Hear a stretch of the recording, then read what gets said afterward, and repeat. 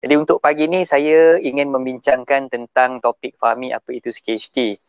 Okey, kerana dalam beberapa hari yang lepas saya telah diajukan beberapa pertanyaan oleh sahabat-sahabat terutamanya pejuang-pejuang tanah yang bertanyakan tentang bagaimana proses CKHT dibuat dan dalam masa yang sama adakah masih berlangsung pengecualian CKHT untuk tahun 2021 ni. Sebab tu saya terpanggil untuk buat sesi cubitan pagi ni untuk menerangkan kepada tuan-tuan puan-puan semua bahawa CKHT itu sebenarnya masih lagi ada pengecualian sehingga hujung tahun 2021 ni insyaAllah. Okay, saya nampak Puan Wan Azimah, terima kasih. Alhamdulillah, semoga dipermudahkan segala urusan kita semua insyaAllah. Amin. Okay, terima kasih Puan Wan.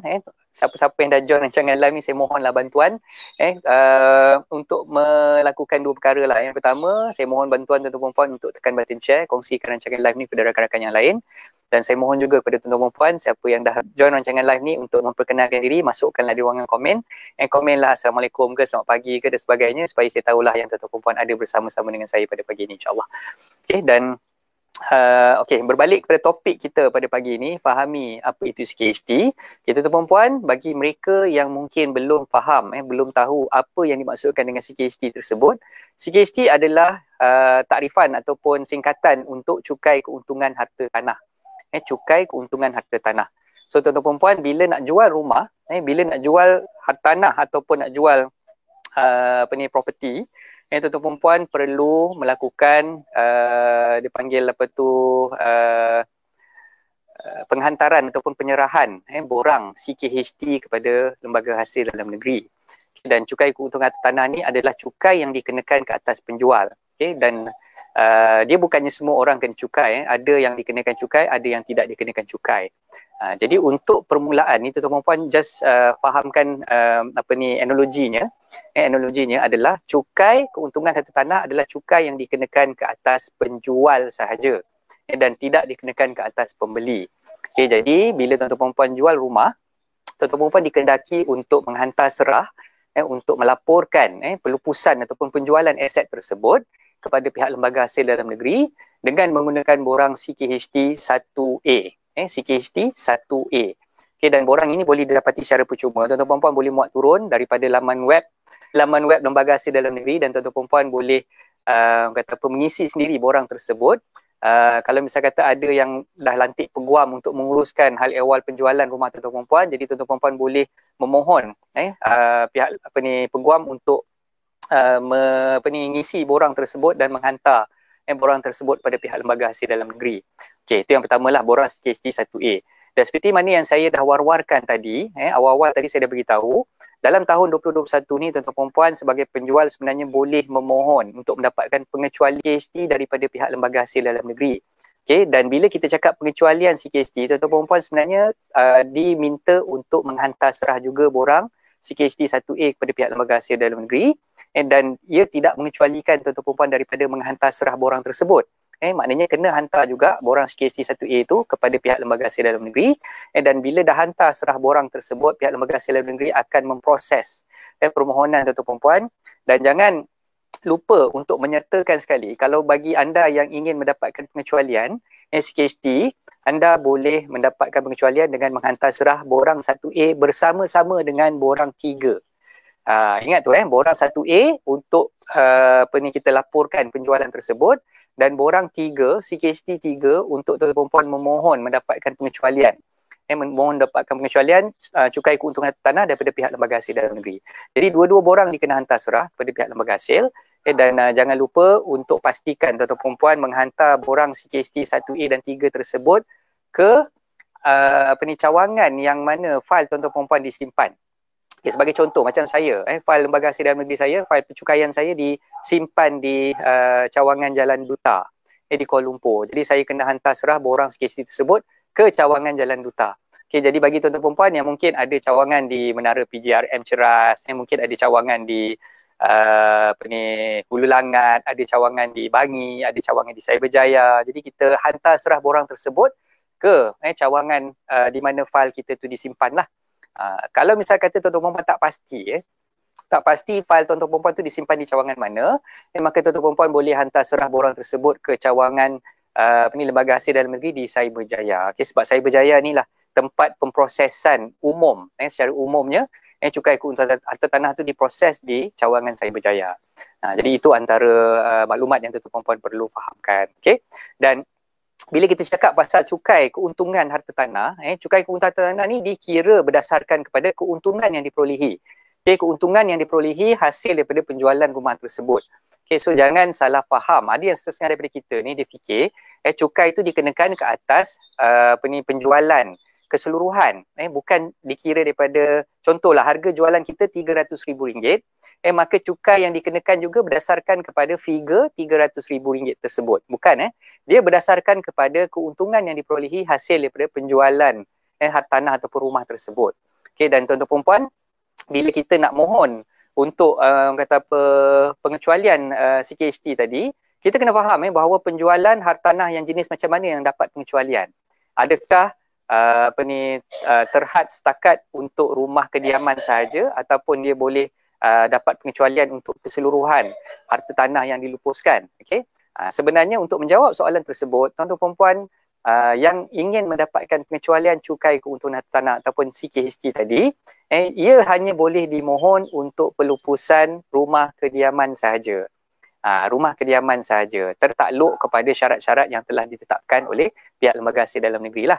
Jadi berbalik kepada isu tadi tu, kalau katalah sekiranya tuan-tuan perempuan menjual tanah kosong, ataupun menjual lot komersial, rumah kedai, kedai pejabat dan sebagainya, jadi ini tidak termasuk dalam pengecualian CKHT. Jadi tuan-tuan perempuan perlu membayarlah cukai keuntungan harta tanah tu jika tuan-tuan perempuan melupuskan aset selain daripada rumah kediaman. Jadi yang dibenarkan untuk mendapatkan pengecualian CKHT hanyalah terhad untuk rumah kediaman sahaja. Okay? So harap tuan-tuan perempuan faham, bila kita nak mohon pengecualian, bila nak mohon nak dapatkan waiver untuk cukai keuntungan harta tanah ataupun CKHT ni, kita jual aset tu berbentuk rumah kediaman sahaja. Kalau misalnya kata kita jual rumah kedai, ataupun sekarang ni famous dengan Soho, Sofo, Sovo dan sebagainya, small office, home office. Okay, jadi itu sebenarnya tak termasuk dalam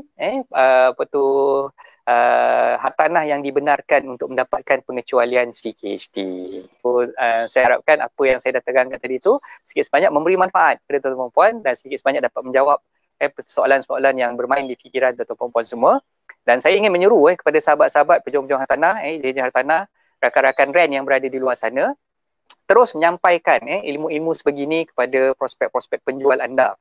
Mungkin ada di kalangan prospek penjual anda yang merasakan bahawa mereka risau ataupun takut untuk melupuskan ataupun menjual harta tanah mereka kerana mereka merasakan bahawa bila mereka jual rumah tersebut mungkin mereka terpaksa membayar cukai keuntungan harta tanah. Tapi sebenarnya hakikatnya mereka boleh memohon pengecualian, dan pengecualian tu boleh dimohon bukan setakat satu buah rumah, dia boleh mohon sehingga 3 buah rumah. Dan bila tempoh masanya terhad sehingga 31 bulan Disember 2021. 31 Disember hingga hujung tahun ni saja mereka boleh memohon untuk dapatkan pengecualian cukai keuntungan harta tanah tersebut daripada pihak lembaga hasil dalam negeri. So kalau ada rumah-rumah yang mungkin tak terjual, tuan-tuan perempuan mungkin menghadapi kesulitan untuk mendapatkan pembeli-pembeli yang ada di luar sana untuk membeli harta tanah kediaman tuan-tuan perempuan semua. Jadi saya syorkan tuan-tuan perempuan berbincanglah dengan negosiator yang ada, dengan ejen-ejen harta tanah yang ada untuk mereka bantu tuan-tuan perempuan melupuskan ataupun menjual harta tanah tersebut dengan keadaan segera.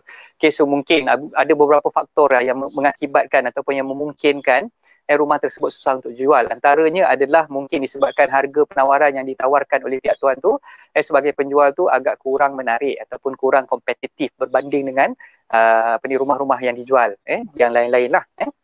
Jadi untuk itu saya syorkan tuan-tuan puan boleh bincang balik dengan ejen, bincang balik dengan perolehan harta tanah untuk mendapatkan harga yang lebih sesuai dan lebih kompetitif untuk tuan-tuan puan menarik minat prospek-prospek buyer yang ada lah, insyaAllah. Okay? So bagi mereka yang ingin mendapatkan e-book saya dah tulis e-book ni daripada tahun lepas lagi, dan sekarang ni memang e-book tersebut masih lagi saya edarkan secara percuma. Secara percuma, tak kenakan apa-apa bayaran pun, tuan-tuan perempuan boleh mendapatkan e-book saya itu secara percuma melalui link yang saya dah sharekan di bawah ni. Boleh tengok link yang ada kat bawah ni, https://palang-palang hartanahanda.com palang ebook tips hartanah. Okay, jadi tuan-tuan puan boleh dapatkan ebook tersebut secara percuma. Saya tak kenakan apa-apa bayaran, memang saya bagi lillahi ta'ala secara percuma saja. So tuan-tuan puan boleh masuk ke link tersebut untuk dapatkan ebook saya daripada kata apa hartanah anda lah. Okay, jadi bagi mereka yang mungkin tak tahu apa sebenarnya isi kandungan ebook tersebut. Ebook tersebut saya tulis memang saya khususkan untuk bakal-bakal penjual dan juga pembeli. Bagi mereka yang tak tahu prosedur macam mana nak jual ataupun nak beli hartanah, mereka boleh membaca ebook tersebut daripada sebelum, ketika dan selepas tuan-tuan puan menjual hartanah.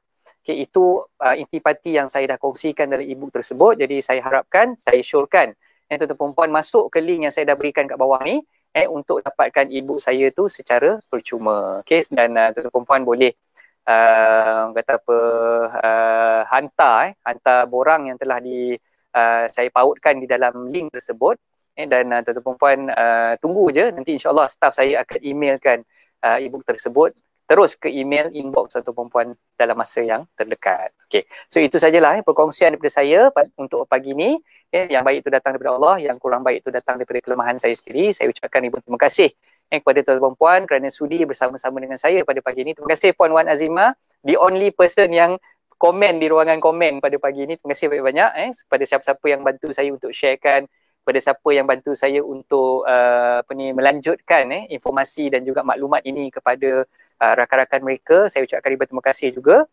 Dan bagi mereka yang mungkin ada apa-apa pertanyaan yang ingin bersoal jawab ataupun nak kontak saya, tuan-tuan puan boleh berhubung dengan saya melalui nombor telefon saya yang ada di bawah 012-655-0685 012-655-0685. InsyaAllah kita boleh kata apa cuba untuk menjawab soalan tuan-tuan puan tu dengan sebaik mungkin. Dan kalau ada rezeki nanti insyaAllah kita boleh berjumpa pada masa-masa yang akan datang selepas pandemik COVID-19 ni dah hilang daripada muka bumi ni insyaAllah. Okay, so kita sama-sama doakan agar seluruh rakyat Malaysia dapat kata apa bebas daripada wabak COVID-19 ni dan kita semua diberikan kesihatan dan kata apa dipermudahkan segala urusan, dimurahkan rezeki dan dilindungi oleh Allah Subhanahu Wa Taala selalu insyaallah. Okey, so itu saja daripada saya. Assalamualaikum warahmatullahi taala wabarakatuh. Bye.